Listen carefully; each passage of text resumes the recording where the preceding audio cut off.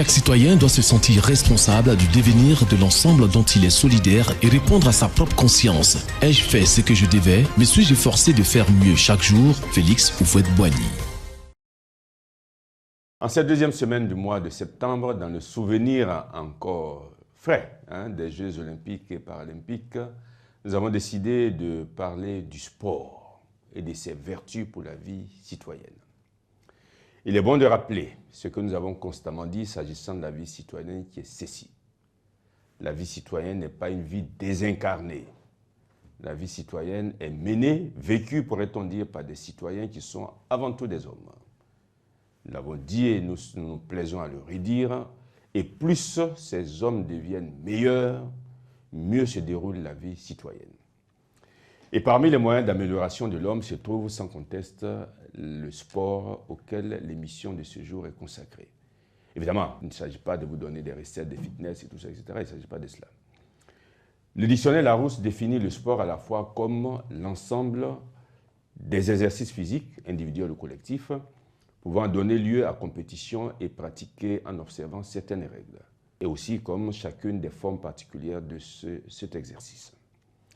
L'expression familière « c'est du sport » se dit d'une chose qui est difficile. Dans ce sens, l'on dit par exemple « lui faire une piqûre, c'est du sport ». Peut-être avons-nous éprouvé cela nous-mêmes vis-à-vis de nos enfants.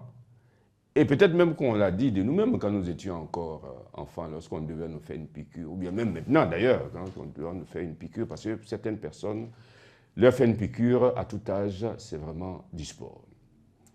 Quant à l'expression « il va y avoir du sport », elle signifie que les choses vont mal tourner, ou encore qu'on risque d'en venir aux mains.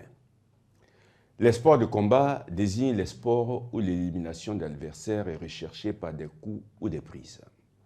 Tel est le cas des sports suivants, la boxe, le judo, le karaté, la lutte, pour ne citer que ceux-là.